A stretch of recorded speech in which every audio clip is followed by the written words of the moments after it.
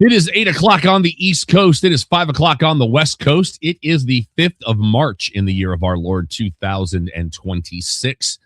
Season 16, episode 34, 755 times you have been welcome to the Clubhouse Podcast, your one-stop shop for all things sports, entertainment, pop culture, and pro wrestling. Welcome. My name is Rob. I am the executive producer of the Clubhouse Podcast, and we're going to do a two-parter this week. It's not sweeps or anything. We just kind of have to. But I am not alone in this particular venture. Don is out on assignment this week. But joining me, things are moving very, very slow on this. I don't know what's going on. Let's try that and see what happens. Is my co-host and a man who is embarking on an adventure this weekend. He is Alex. Hey, man. Oh, hold on. You're muted. Yeah, well... Gotcha. It happens. But I am fully prepared for the weekend to beat the snot out of me. You're gonna be fine, dude. And we'll talk. If you look at the t-shirt, you just used the word, right? I've been sick for 3 weeks, so there's all bets are off. Before we get started, I got a couple of announcements with our friends at First Watch. If you've never been to First Watch, it is a breakfast lunch brunch establishment that is very, very good. They're bringing some new flavors to Dallas and giving back in the process. They've got some daytime dining favorites with a new menu. Just don't get rid of the billionaire bacon and we're fine. That's all I'm saying, because that's one of my favorite things in the world. They've got some bold, locally inspired additions like a barbacoa chiliqués. Is that how you say it? Chiliques?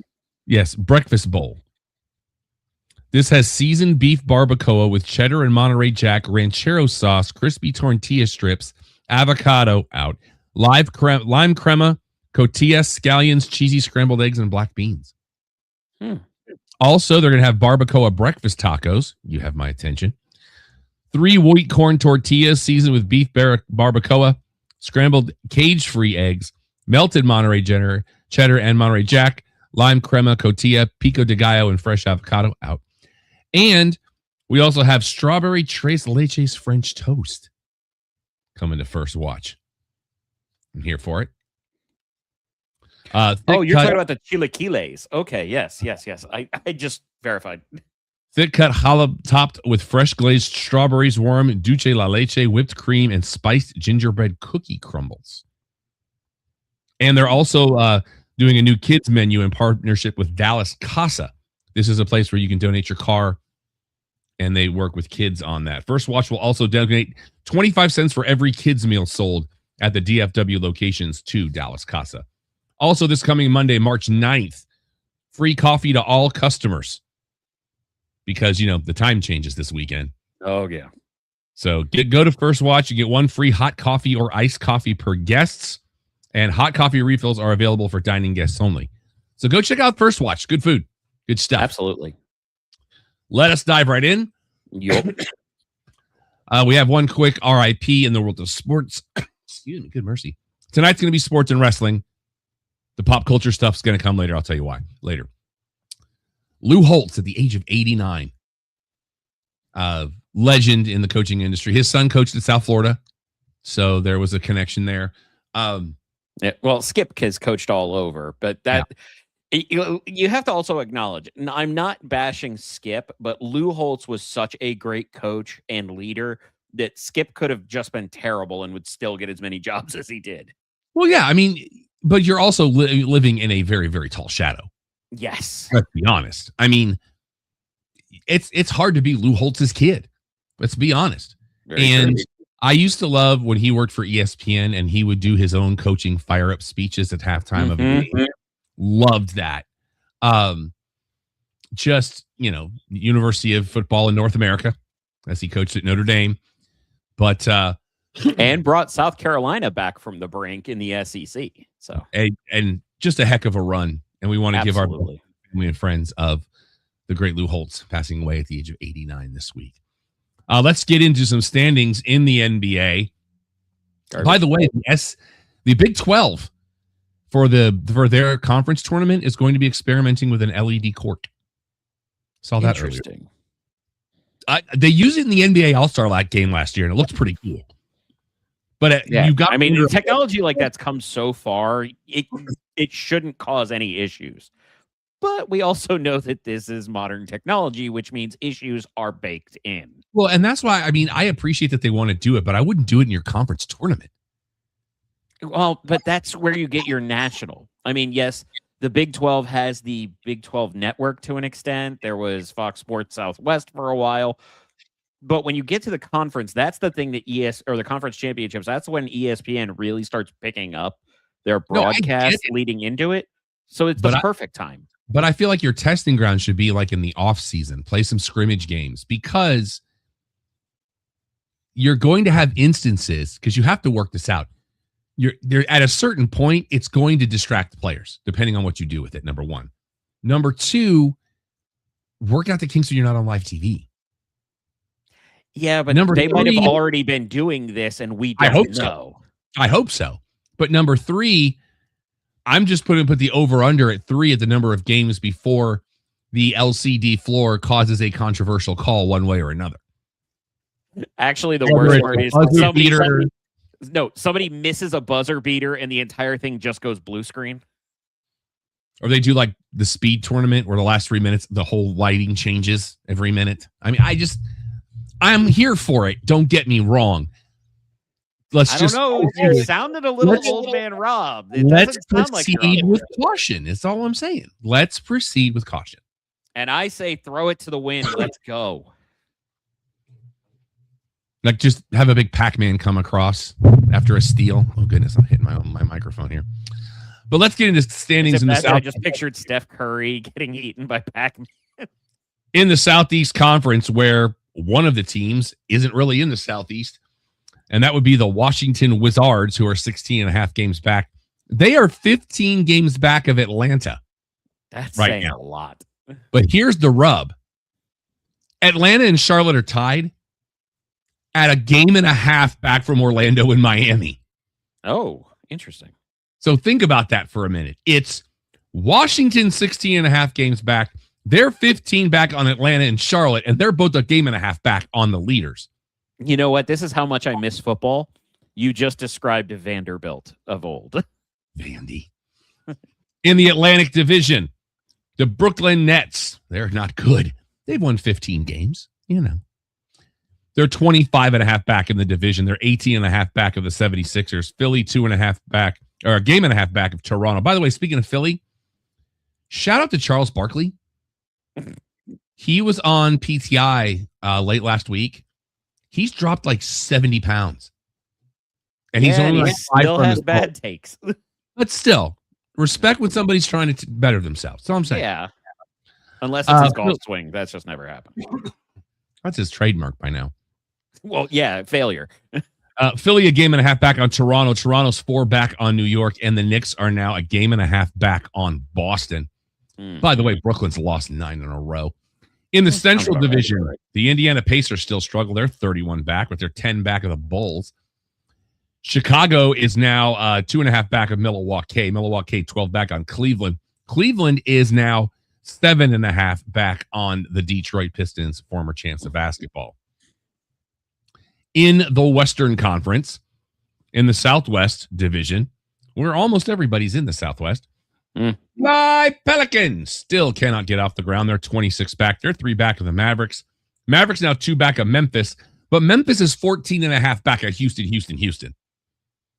And the Rockets plays more ridiculous than sports. New Orleans is in the Southwest. DC is in the Southeast. It's like, come on. And the Rockets now 5.5 back on San Antonio. In the Northwest Division, where 3 of the 5 are in the Northwest, and they're 3rd, 4th, and 5th in the division. The Utah Jazz are 30 back. They've lost 7 in a row. They are 11.5 back of Portland. Portland now 8.5 back of Denver. Denver's a game back of Minnesota, but it's still Oklahoma City's world, and we're all just living in it because they're 9 games up in the division. As long as SGA is running circles. And in the Pacific, where only one team is not close to the Pacific Ocean, but they're closer than everybody else. The Sacramento Kings are 24 back. They are 17 back of the Clippers. Clippers are a game back of Golden State. Golden State now 4 back of Phoenix. Phoenix now 2 back of the Lakers. Interesting story comes out earlier this week. And I believe it was the owner of the Phoenix Suns did this. And I'm on board with this. If your team does not go 500. Oh, I just lost Alex. No, you didn't. I adjusted so that since you were going to lead and I was going to be doing research, I figured people wouldn't want to watch me on my phone. Scared me. He said, if your team does not go 500, you are not allowed to raise your ticket prices the next season. I am fully on board with this. I don't know that this will avoid tanking because tanking is now a thing that we deal with in this world. But if you suck, you suck. And I appreciate that you still have a fan base that comes and wants to see you play, which that should be motivation enough. But if you're tanking, you should not be allowed. As a matter of fact, you should probably have to bring your tickets down. Your tickets should be relegated rather than promoted. But I mean, that's just me. I can't afford them anyway. You know, I there was a sign. Alex, did you watch Dynamite yet? Yes, I did. There was a guy that had a sign on Dynamite that said, I did not have to sell a kidney to be here at AEW. That's what sports in general has turned into. You're not going to be able to put this, Pandora's box can't be closed because it's already too far open, because when your rookie NBA contract is $12 million a year, there's nothing really you can do about that. But I like the concept of, hey, if you don't go 500, you can't raise your ticket prices. And if you don't raise your ticket prices, then you have to work on salaries. I'm here for it. Thoughts? I absolutely love it, but I'm not finding an owner who has said that, but Charles Barkley did back on the 22nd. Maybe it was Barkley and he was on PTI, but they were talking about Phoenix too. He said it on NBA on ESPN. Phoenix said the owner of Phoenix said something because they're going to have the All-Star game next year. Mm-hmm.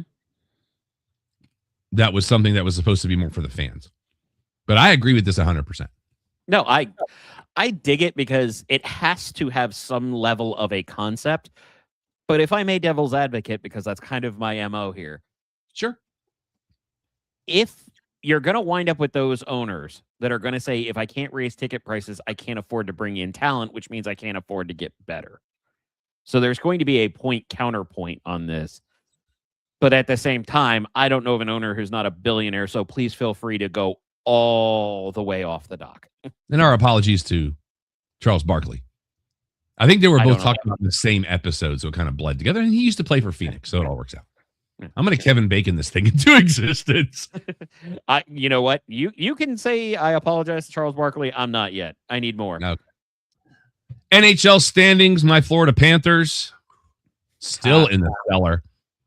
They are 17 points out of first place. They're 2 back on the Maple Leafs. Toronto is 2 back on Ottawa. The Senators now 6 back on Boston. Boston now 2 back on the Montreal Canadiens. Thank you, sir. I'm not going to go the full. Montreal is 2 back on Detroit. The Red Wings are a point back on Buffalo, who's on a 4-game heater. And Buffalo now is only two points back on my beloved Lightning. Now where are we going? The Metropolitan Division. Thank you, sir. The New York Rangers are still in the toilet. They are 30 points out of first place and 10 behind the Devils. New Jersey 3 back on Philly.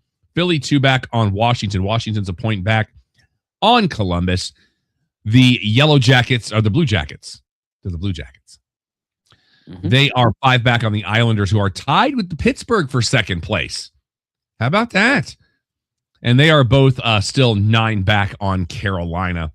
In the Western Conference, Pacific Division, the Vancouver Canucks, they are 29 points out of first place right now. It's Vancouver. You might as well just say they're at the bottom. We don't know how far. They're 12 back on Calgary. Flames are now 7 back on the Kings, who are 2 back on San Jose. The Sharks are 3 back on the Kraken, who are a point back on Edmonton. The Oilers are now 3 back on Anaheim, but Anaheim's only 2 back on Vegas right now. So that division's getting a little snug. In the Central Division. But before we get off of that, I want to appreciate the effort put into San Jose. I know you're playing hurt right now, but that was a good effort. Yeah, voice is at about 85% right now. I've got another couple of weeks before I have to sing. So got to get that thing back up and running. Central Division that has no Eastern or Western. The St. Louis Blues, they are 36 points out of first place right now. This is a team that was in the Stanley Cup Finals not 2-3 years ago. The same team they want to move out of Missouri. They are a point back on Chicago. The Blackhawks now 2 back on Winnipeg. Jets are now 4 back on Nashville. Nashville 6 back on Mammoth. Mammoth is 14 back on Minnesota, who's 3 back on the Stars. By the way, Stars on a 10-game heater right now, sir. They're a team record 10-game streak. Yes, sir. And they're still 6 points back on Colorado. Colorado's won 3 in a row. That it's just a solid franchise, and they keep just beating people. They're not doing anything spectacular, but when you have Nathan McKinnon, it makes it easier. And I got out of my window, so hold on 1 second. Yeah, it's all right. We still have to play North America's favorite game show. Well, in that same scope, we finally have an actual change to North America's favorite game show since we've had multiple weeks of the Olympics and delaying, and it was only a goal or two different even when we were doing it. So this is going to be the first one where we have a blind shot. Well, I can tell you it is what is the goal differential for the Vancouver Canucks. Totally that much I know for a fact. Totally unsurprised. And Don didn't send me a prediction, so you win by default. But unless I go over. Well, so 1 goal. No. Yeah. No, if I was having to guess at it, we had it at 55, 60 leading into the Olympics. We've had about a week to go. I'm going to go with 67. Give me 7 goals on top of the 60. The Vancouver Canucks have played 61 games, which means we only have 11 left in the regular season. I'm sorry, you said how many games they've played? 61. Okay. They are 18-36-7 right now. Mm. That is a total of 43 points. Which is the same number of losses as they have. Yeah. They're 6-24-5 at home. They're 12-19-2 on the road. They're 1-7-2 on their last 10, and they're on a 7-game skid. The good news is you didn't go over. Well, I was originally going to say 75, and I was like, let me dial this back in. So how much of a change did that make? Which you would have been over, but not by much, because currently the Vancouver Canucks have a goal differential of -73. Terrible. We could have triple digits. Terrible. We could have triple digits. There's a chance. Oh, we're going to get triple digits. At this point, you're saying it's 61 games, and they're at 73. If you use the math, we're going to get close. Yeah. If we don't get it, it's going to be real close. Well, but you also have to remember, I believe we're still coming up on the trade deadline. Or we just passed it, which means they're going to get... It's today or tomorrow, I think. But my point being is these are the exact kind of teams that'll have 1, 2, maybe 3 solid good players that other teams are going to want and maybe aren't building blocks. So Vancouver's not going to hold on to them and try and flip them for draft picks. They're probably going to get worse. So to people outside of, they have other things. To people outside of the people on this screen, I've been holding on to something for a couple of months now that I'm ready to share with everybody. This weekend is Retro Expo in the great city of Plano, Texas, at the Plano Center, just off of Spring Creek and Central, just east of it. It'll be Saturday and Sunday. Alex and I will be there on both days. I'll be hosting some Q&As. And then Sunday, we're going to be doing this show live at Retro Expo. So you want to make sure you're there for that. That's why we're not doing the pop culture stuff tonight. We're going to do that there because that's more that audience. We're going to be, I'm going to be interviewing some people from the old Battlestar Galactica, the new Battlestar Galactica. Bruce Kulick, who played with Kiss for about 16 years. He's got some great stories that as I was doing my research. Noah Hathaway, who was also in Battlestar Galactica, but he was also in the Neverending Story. He's going to be there. We're going to have a reunion of some people from Monster High, including the creator of Monster High. But one of the people that's going to be there is friend of the show, Terry Parr, who is a graphic artist. He does great work. I actually got friend of the show, Rachel, one of his prints that was the Emperor with his Whataburger Order 66. It's pretty awesome. Nice. Well, back in January, he puts a post on Facebook. He's working on right now. He's working on a book called Tomorrow Girl. It's an independent book from Antarctic Press. And he says, Tomorrow Girl number 16 is going to hit stands in a couple of weeks. Takes place at a convention, and I put some of my friends in it. And I was like, oh, that's kind of cool. Mark Walters from BigFanboy.com is in it. And so is your boy. Allow me to share with you right now. Chabuya. I am now officially, I got a little Raleigh fingers thing going on right here. But see, I take that more as like the smiling of the cheeks there. Is that what that is? Okay, I'll take that. Yeah. I am over the moon. It took me a while to find the book, but I found it last week. I've got another one coming from friend of the show, Taffeta Darling, out in California.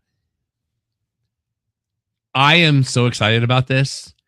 And I was like, this is an amazing surprise. And Terry was like, yeah, I meant to tell you like a year ago and forgot. I'm like, a year ago.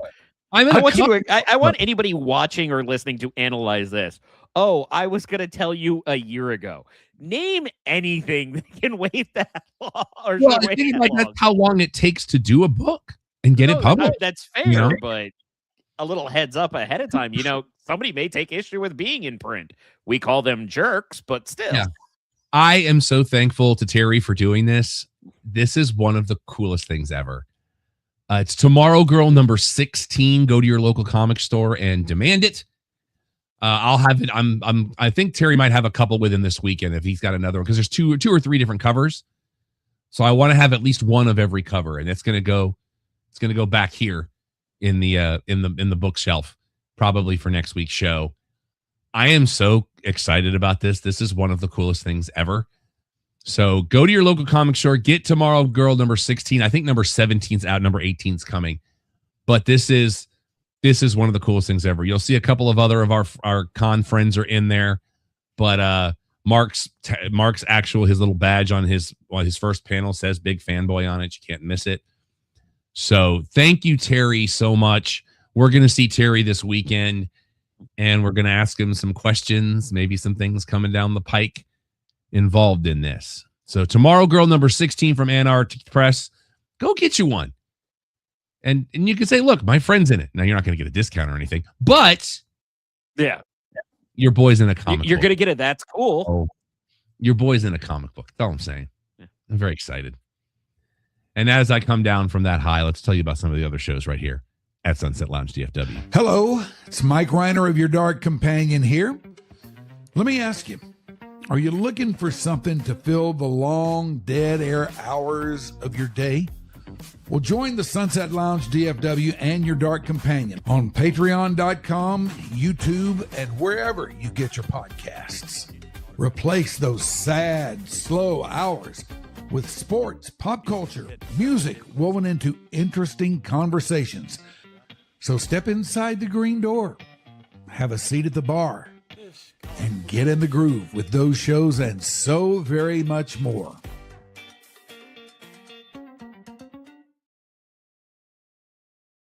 And some big changes coming to Sunset Lounge DFW, so make sure you follow the channel. Awesome things coming down the pike. And also a reference for this weekend. And now, this.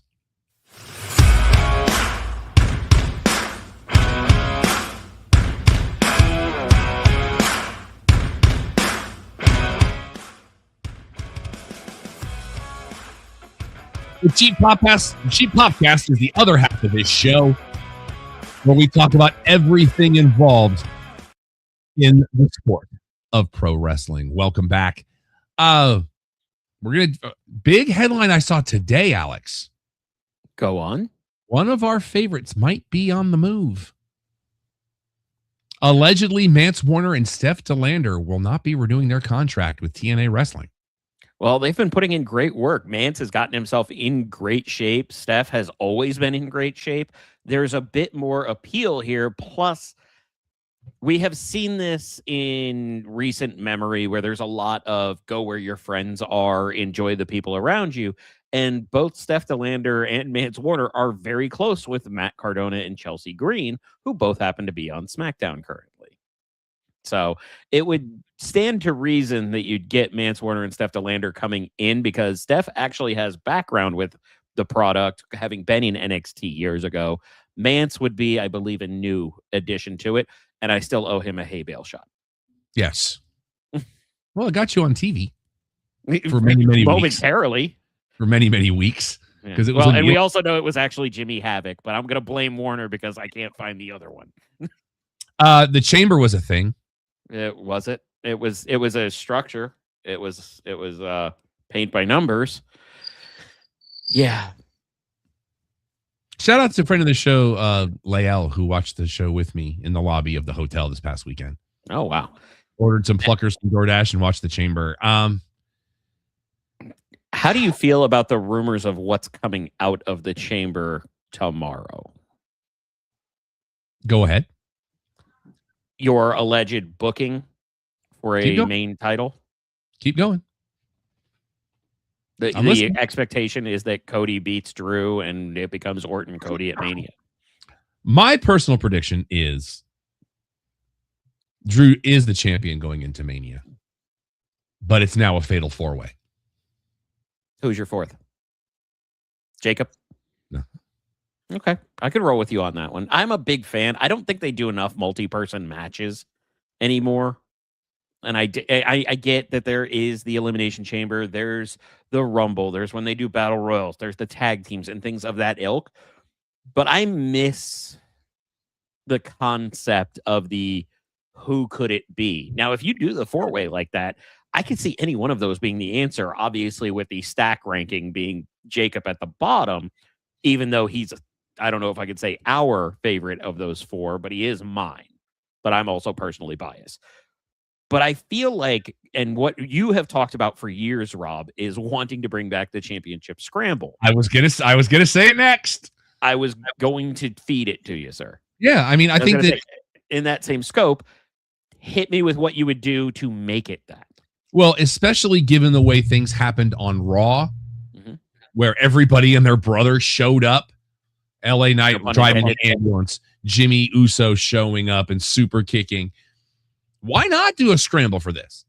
Because this will be the match that opens night one, because as we know, excuse me, the non-Roman match opens night one. So why not come in hot?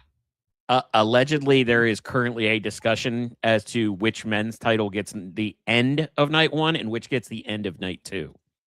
Well, but if you do a scramble like that, yes, that is a hot match that you open a card with. Yeah, but didn't the men's match that was not Roman open night one last year? No, I believe the men's match with Roman, the triple threat, was night one. It was the end of night one, and Cody was the end of night two. You had Jay and Gunther opening, I believe. That was the Intercontinental. That's right. That was the world title. Well, but again, men's world title opens night one. That's not involving Roman. Correct. In the open, but the close was Roman. Rhea Ripley now going to her 7th Mania.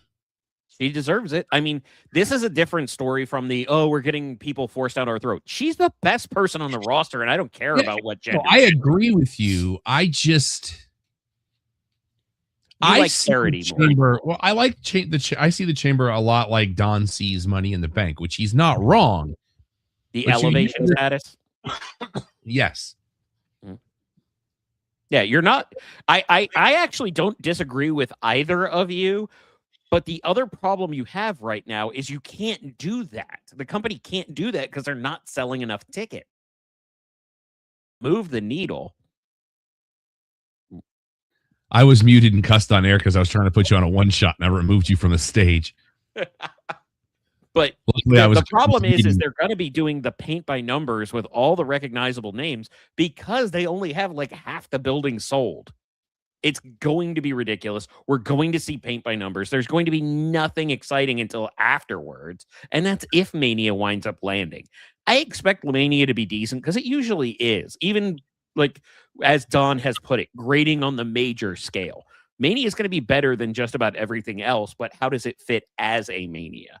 They're going to be trying to do as much low-hanging fruit as possible to sell tickets. New women's intercontinental champion in AJ Lee. Great match. Love her. Punk's entrance, 10 out of 10. No notes. The moment I heard Syria start, I was like, I don't care what else happens. I now feel better about all of this. Yes. I jumped off the couch I was sitting on like, yes. Oh, the amount of people complaining about it, though. Oh, get a hobby. I mean, and he had the Blackhawks on his trunks. Well, the Bulls color scheme with the Blackhawks in the stars or in the Chicago Stars. It was perfect. And both he and AJ were bleeding from their mouths by the end of their matches. What we said last week of what's in a box was that came to fruition, and I'm okay with it. You know, but I still think they shouldn't have run it this long. They should not have run it this long with. You know how much I love Danhausen and how highly I think of him as a performer. Yep. That was the wrong person to have a month-long build. Not because he didn't deserve it, but because that crowd, the WWE crowd oftentimes tends to be very tribalistic. And they don't necessarily know an indie superstar coming in all the time. Even AJ Styles, it had to be, TNA, New Japan. He'd already done everything everywhere else, so people knew. Danhausen is a different mold. He's the R-Truth mold. He's the entertainment mold. People like that are important, but they don't necessarily move the needle on a tribalistic crowd. Truthhausen. Let's do it. I still claim for Rusev Dayhausen. I know you do. And he was wearing the Rusev Day shirt a couple weeks ago. Yep. Hour one of each night of Mania will be night one. The first hour will be on the Deuce, and night two, the first hour will be on the Mothership, and it will start at 6 Eastern. I'm still shocked. I genuinely thought anything that was going on ESPN, similar to how they did it with the Chamber, was just going to be the pre-show. But they started an hour earlier than I expected. So I'm actually kind of intrigued by this idea of everything moving a little bit earlier, both for the West Coast and because I'm old and tired. That's fair. I can't quote Punk. We don't say those things on this show on purpose. Awkward time. Good mercy. I'm hurt. I'm old. I work. Yeah. Never mind. Children. Demolition now going into the Hall of Fame. That's been asked for a while, hasn't it? And it will be Friday, April 17th at midnight Eastern. Are you okay with it just being the original two, though, instead of including Crush? I would have included him. I would have too, but I wonder if there's something else behind the scenes on that one. Because and in the ceremony will be at Dolby Live at the MGM Grand. Yeah, and we have heard in various previous instances of people turning down the invite. Demolition was allegedly on that list for a while, so something may have changed with that. But right now we have Demolition, Steph, AJ Styles, and I believe there was one other announced. I haven't heard anybody else. I'll take a look at it. You handle. Rumors of Tom Brady at WrestleMania this year. Kids, he ain't getting in the ring. Don't. And if he does, it'll literally just be to call in Gronk to plow through Logan Paul. Looks like your next Saturday night's main event is going to be May 23rd, which seems to be kind of a tradition for them now because that is Memorial Day weekend. Actually, no, it's the weekend before Memorial. No, it is Memorial Day weekend because that would be the 31st on a Sunday. So last year they did it Memorial Day weekend with NXT. Looks like that's going to happen again this year. Friday night, I was driving down to Pflugerville for a show, and I'd stopped off at Buc-ee's with the great James Saito. And as I was collecting provisions and, things of that nature, I got a text from Alex. And you asked me if I'd watched anything yet. And I was like, no, I'm still on the road. Oh, yes. Yes. And so you had me call you for what could have been a spoiler. But you know how we are anti-spoiler on this show. We hate spoilers, but I was trying to save my friend. And then he proceeded to tell me what happened with R-Truth. I won't say that him explaining how to get and use an app, I would not put it on a Michael Colian level, but it was weird. See, I thought it was worse. I genuinely took it worse than the Cole incident. And I think there's a genuine part of this that it's land softer with R-Truth because we're always waiting for him to save it.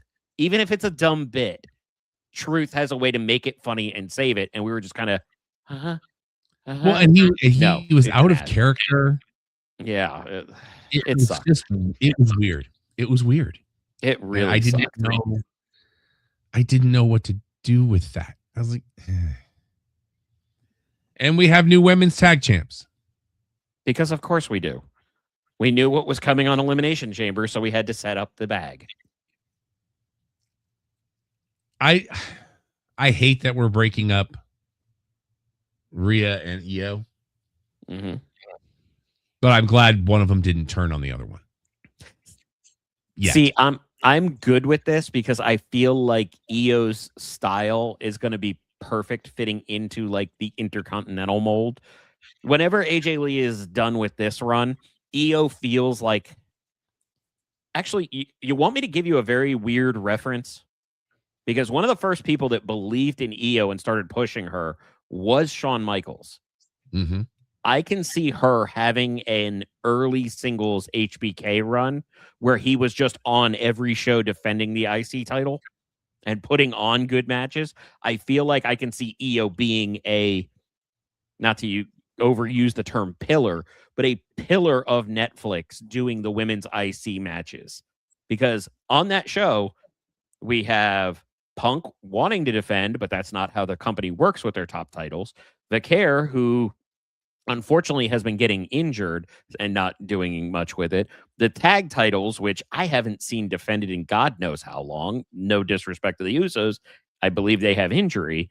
But then you had Dominic, who's been in Mexico. So you need somebody to have some kind of a title going on. Nobody cares about the speed title. Stop pretending like it's a thing. NXT has NXT, but Raw is literally only has the women's Intercontinental title that may be getting shown regularly in a match. All right, we'll see. So dismissive. We'll see. No, I mean, what else can I say? You said it all, brother. Like, yeah. There's nothing I have to add. You laid it all out there, and I'm good with it. Don't get me wrong, but sometimes you got to leave a tender moment alone. That's fair. Bailey's next Lone Stone Women's Wrestling Seminar will take place during Mania Week. Is it Lodestone? Mm-hmm. With a D? Lode. Okay. So. I will take place during Mania Week in Vegas, April the 16th from 7 a.m. to 3 p.m. So just everything she ever wants, just give it to her. And if you got $400 laying around and you can go to WWEshop.com, you can have a piece of the canvas from a selected Raw coming up with your name on it. I still feel like this is a con. I'm not using that as a name. Was that a pun? I was cutting it off from being taken that way. No, I'm talking about CON, a confidence job. Because everything we've seen on this, and I told you at lunch, it's the same thing UFC has done with their black barrier on the inside of it where you would get the cutoff, but those are really expensive. This for Raw feels like they're just going to cut up Matt, print whatever name you put to be on it, but I don't believe it's actually going to be on the mat, and I don't believe it's actually going to be used mat. I think it's just what they're going to cut up. Now, I will fully cop to the fact that I want to be wrong. I want to see people who paid to have their names on the apron or on the ring or on the mat to be on the mat. I just don't think it's going to happen. And you'll have it matted and framed and everything. Mm-hmm. $400 out the door. And the first one will be from the MSG show on March 30th. So you got that going for you. which is nice. Prove me wrong. Prove me wrong, WWE. Still no commercial skip next day on Netflix. But it seems like, and let me just say this. I'm not trying to justify this because it's wrong. But it seems like their commercial breaks go very fast, even though they're still 2.5 to 3 minutes apiece. I think part of that is all of theirs are baked in to feel like 30-second spots, so they're quick hit and move along. But then you get other shows where it's the exact same length of a break, but it's only 3 ads that each get 60 seconds, so it feels drawn out more. So I appreciate the quick hit, but I'd still rather skip ads. Stevie Severino's in the chat room. What's up? He says, what's up? We say, what's up? You know, that's how we do things. Let's see here. New Intercontinental Champion. Because Danhausen's cursed. That's right. And he did get his Triple H pick that he demanded with Welcome to the Big Danhausen. Yep. Well, so we have the Hall of Fame induction, a blimp, and his own camera crew. I'm kind of okay with it. That he dropped in the toilet. Yes. I did like Punk breaking Roman when he was like, this could have been a tweet. Yeah, that was pretty good. And God, these are two of the best on the planet just with the stick in their hands. Yeah. I mean, could you, I know this is, the Doctor Who rules and everything. Put those two in the same ring with MJF getting Young Boyd in a triple threat. We would get those old ones where you had two legends to borderline legends, and then there was the young up-and-comer, and it was always setting up the young up-and-comer to rise to the occasion or be left behind. Give me MJF in the triple threat with these two just on the stick, because I'd watch that for 3 hours a night. I'm not kidding. That was a great battling promo. It really, really was. Vengeance Day, Saturday night, starting at 7 Eastern. So I'll probably be watching on delay because we'll probably be leaving Retro Expo at about that time because we got the cosplay contest that we'll be hosting. Nothing really from Collision. Shout out to last week's Dynamite for Orange Cassidy's graphic when he walked out with the Lost poster. Reward of $15 gift card. See, my problem was how they split it, and I think it was on purpose. And I was going, freshly orange, squeezed Cassidy. Oh, right. Penelope Ford out with an ankle injury. Wait. We can't get away from that segment before we have something that pertains to us. Go. That came in. David Finlay is all elite, and so are the dogs. Yeah, I wasn't there yet, but yes. Well, that was part of that segment. Did you decide to jump around? No, the Lost Roddy thing was last week. That was this week. Oh. I didn't realize we were talking about last week still. So I said last week's Dynamite. I donned it. Penelope Ford out with an ankle injury. You hate to see that for her. Again. But yeah, enter David Finlay, and they are being called the Dogs. That's why I said the dogs. So it makes me wonder, maybe do we get Brody King involved in this thing? I don't think so, because that was so distinctly with Buddy.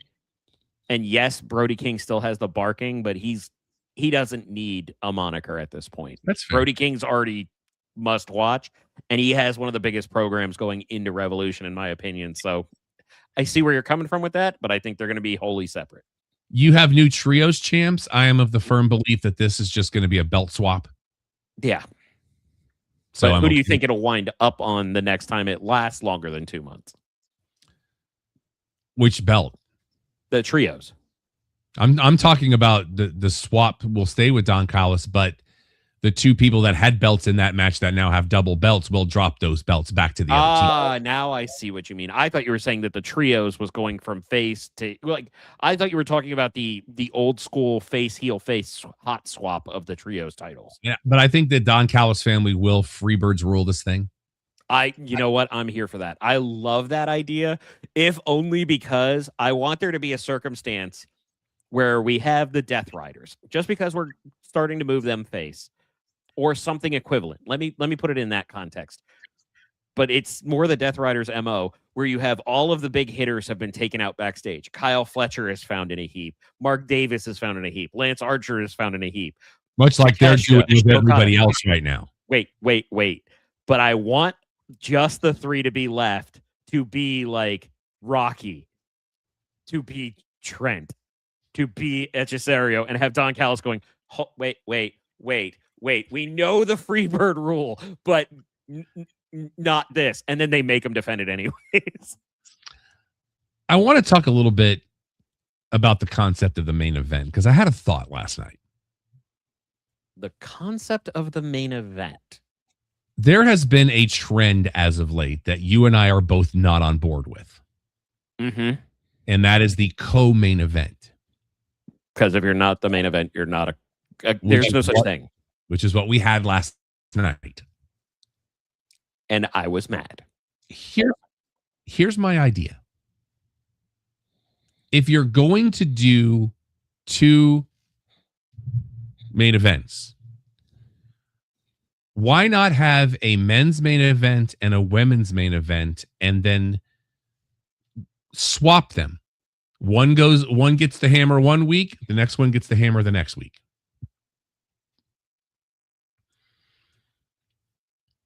Because both of those matches last night were main event worthy.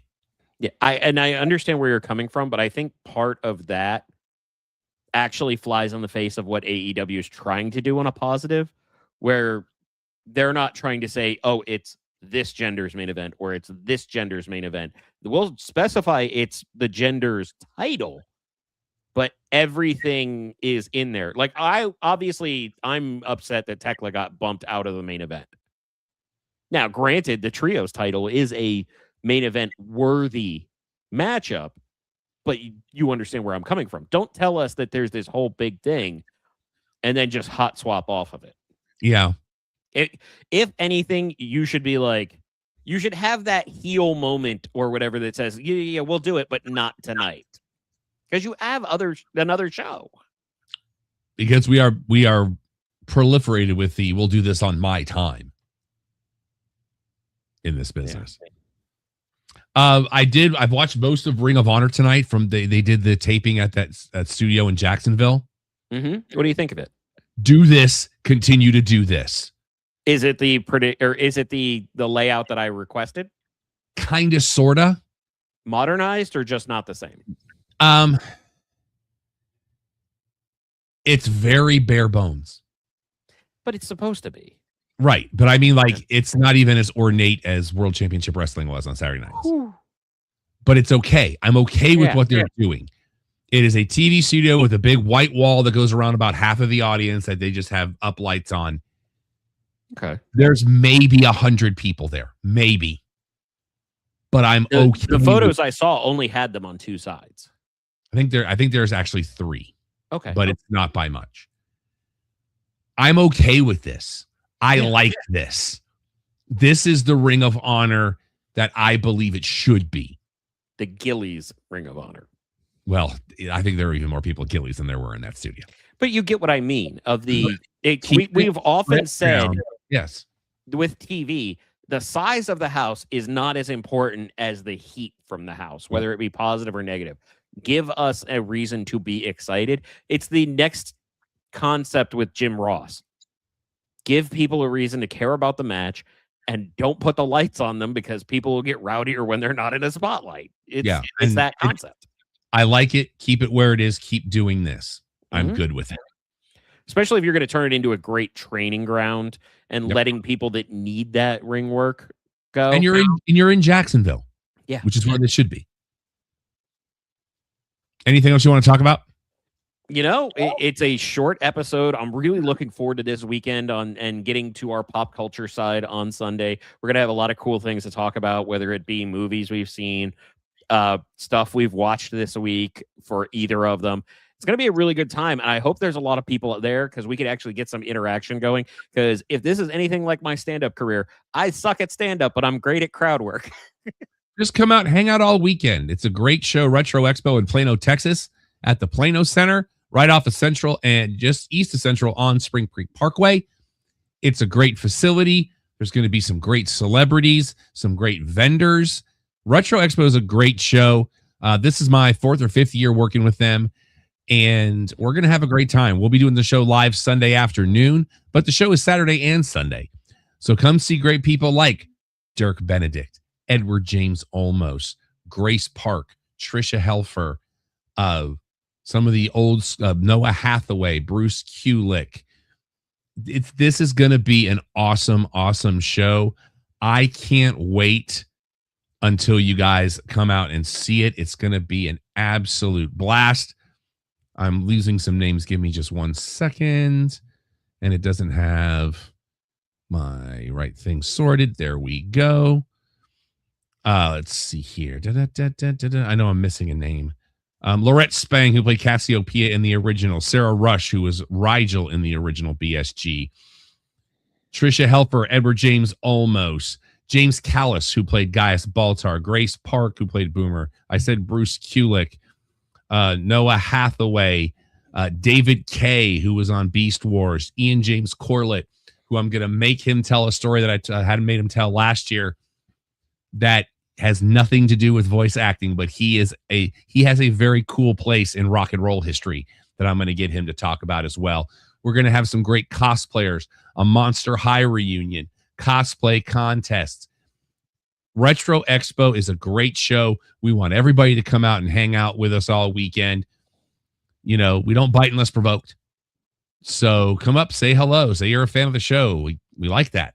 Brings us if you want joy. to get your ticket, if you want to get your tickets ahead of time, they are still at a discounted price at retroexpo.com. There's a QR code over there above Alex's head. Click it for all of our social media. Other way. Well, for me. Yeah. Click it for all of our social medias. You can follow me on all your social medias if you'd like. Everything is yes, that Rob Irvin. That is spelled ERVIN. I am Vexploit on all social medias. Normally, I would plug our shirts at this point, but I do also want to let you know about CBD House of Healing. Great sponsor for Sunset Lounge. You got you're going to hear us talk about the smoothies over and over again, but if you have pain, you have difficulty, it is a woman-run, nurse-ran facility, and they will help you with what you need and not just to sell you things. Right there at the corner of Northwest Highway and Plano Road. So go check out CBD House of Healing, one of the official sponsors right here at Sunset Lounge DFW. There you go. 8550 Plano Road, Suite 101, cbddallas.com. Thank you for reminding me, Alex. Did you give your social media? I did. I started with that. Okay, good. The official fact checker of Sooner Gator Productions is Don. You can find him on X Twitter at Igbunu, IGBUNUUU. Charla Marshall is on Pinterest because we're morally obligated to say that. Keep an eye on our t-shirts. That's all I'm saying. Blitz all the things. Our normal show every Thursday night, 8 Eastern, 5 Pacific, is your one-stop shop for all things sports, entertainment, pop culture, and pro wrestling. So until Sunday, I was going to say until next week, you're going to see in 3 days. For Alex, for Don, for the Empire, I'm Rob. Clubhouse is closed, and maybe we'll have some cool Brittany Palmer news because, I mean, I guess she's just getting ready for the wedding because I got nothing.